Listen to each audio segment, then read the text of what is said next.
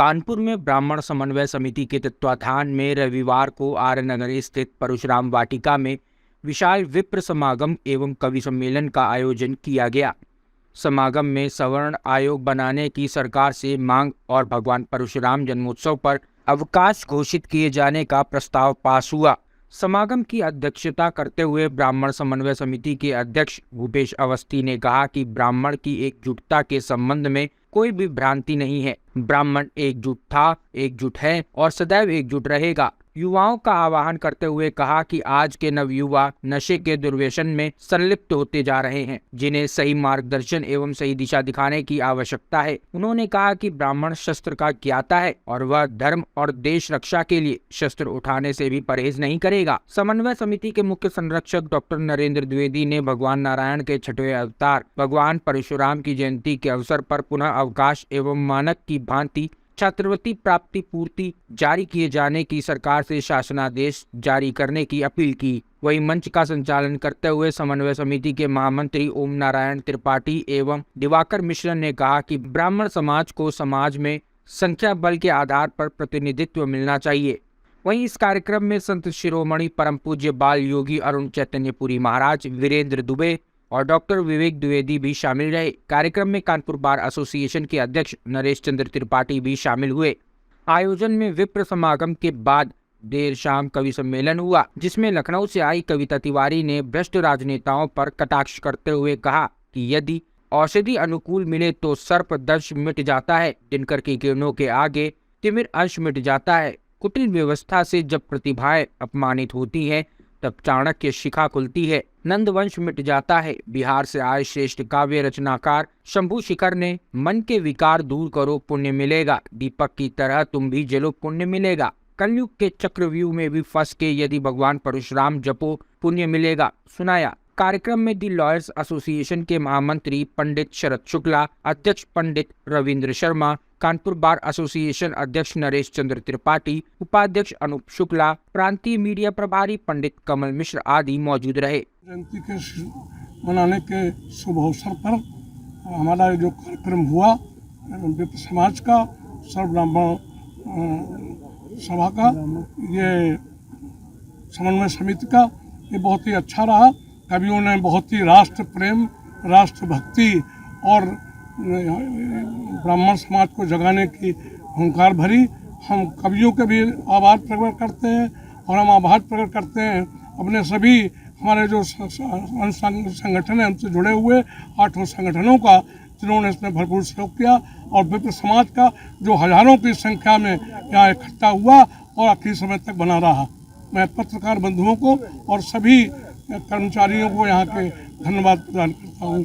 उन्हें सर्व ब्राह्मण समन्वय समिति की ओर से ब्राह्मण समन्वय समिति के तत्वाधान में आज ये राष्ट्रीय स्तर के कवियों ने यहाँ पर कवि सम्मेलन आयोजित किया गया था। ये आज एक बड़ा विराट विप्र समागम और सम्मेलन था।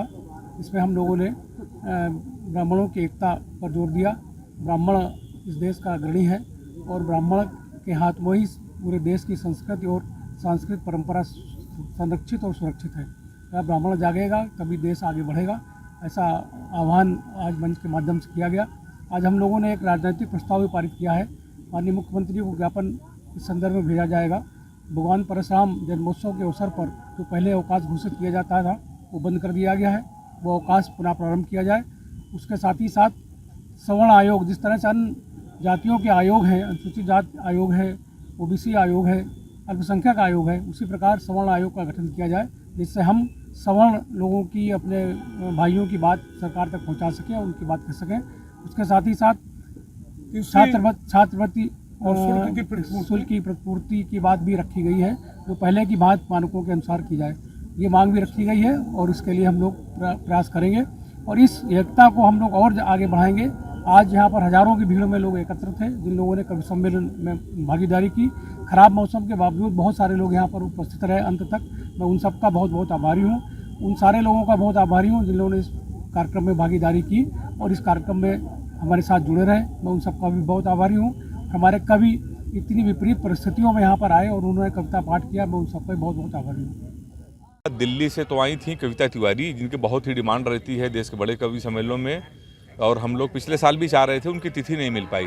तो दिल्ली से कविता तिवारी आई थी, देवास मध्य प्रदेश से आए थे शशिकांत यादव जी, जिन्होंने संचालन भी किया, और दिल्ली से आए थे देश के बड़े कवि जो लाफ्टर शो में भी थे, शंभू शिखर जी।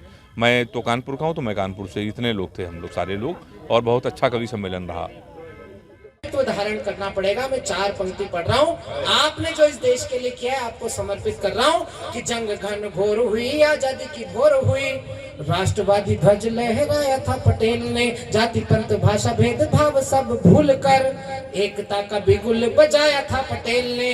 वो देश को बनाने का ये दावा करे कोई यहाँ, भारत को भारत बनाया था पटेल ने।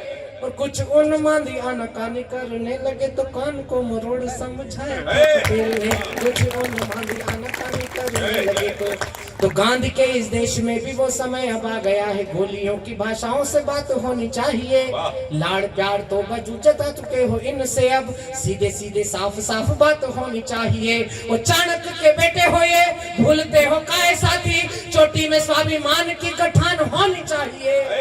और इस पार रह के उस पार की जो जय बोले, उनसे 2-2 हाथ मुलाकात होनी चाहिए। इस पार मैं असली गांधी की बात कर रहा हूँ, ताजे गांधी से मेरा कोई लेना देना नहीं। परिदृश्य मुझे कृष्ण जैसा अनुभवी बनना पड़ा, विश्व रंग मंच पर स्वार्थ का नृत्य देख मुझे परमार्थ कवि बनना पड़ा।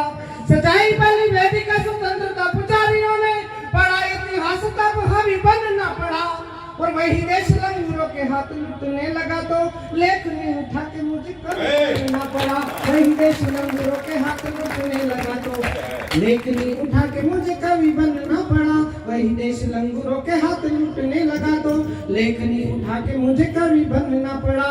तो कवि हूँ कबीर की परंपरा का दीपक हूँ, तेज आंधियों से कभी डरता नहीं हूँ मैं। सत्य को सदा ही सत्य लिखने की आदत है, समझौता लेखनी का करता नहीं हूँ मैं। और जन्म से ही फक्कड़ स्वभाव का रहा है कवि, कामनी के नयनों पे मरता नहीं हूँ मैं।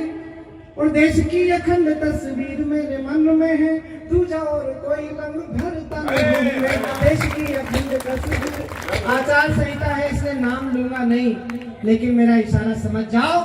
तो आज सुबह 1 घंटे जिन लोगों ने मन की बात सुनी हो, मैं 4 पंक्तियां आपको समर्पित करना चाहता हूँ कि राष्ट्रवाद की उमंग ताल से बजी मृदंग, देखो राष्ट्रभक्ति वाला रंग गहरा दिया। कि राष्ट्रवाद और ऐसे संतों की कृपा है, इन्होंने जो जन जागरण किया चौपाल पर बैठकर, आज हजारों लाखों लोग बैठकर इन्हें सुनते हैं, तो लोगों को आपत्ति है, लेकिन उन्हें पता नहीं है कि इन्हीं संतों के कारण, इन्हीं प्रवचनकारों के कारण देश में जो एक आंदोलन खड़ा हुआ। तो 4 पंक्तियां गुरुदेव आपके चरणों में समर्पित कर रहा हूँ कि राष्ट्रवाद की उमंग ताल से बजी मृदंग, देखो राष्ट्रभक्ति वाला रंग गहरा दिया। ज्ञान विज्ञान खेल कला संस्कृति की तान, खूब सोना चांदी जीत वाला सहरा दिया। और आपने जगा दिया है स्वाभिमान सेना का, तो आपने जगा दिया है स्वाभिमान सेना का, तो इन भारती के लालों ने भी कड़ा पहरा दिया। वो लाल चौक से मिली थी हमको चुनौती कभी, लाल चौक से मिली थी हमको चुनौती कभी, देखो घर घर पे तिरंगा फहरा दिया। लाल चौक से मिली थी हमको चुनौती कभी, कि दुनिया को परिवार मानकर जिए सदा, मेल जोल से ही नया मेल मिल गया है। आपने बुझाए सदा रोशन चिराग, जहां हमें आस्था से भरा तेल मिल गया है। वो मित्रता के घाटी जरा कान खोल सुन लेना, राम जी के बेटों को राफेल मिल गया है। और देश शक्ति से चलेगा जैसे को तैसा मिलेगा, मेरी दिल्ली को नया पटेल मिल गया है। देश शक्ति से चलेगा जैसे को तैसा मिलेगा। अब बड़े लोग कविता सुन रहे हैं, विद्वत जन मंच पर है, नीचे बैठे हुए लोग तमाम शास्त्रों के ज्ञाता लोग हैं। मैं विद्वतों को कविता सुना रहा हूँ, 4 पंक्ति में एक शब्द चित्र बना रहा हूँ।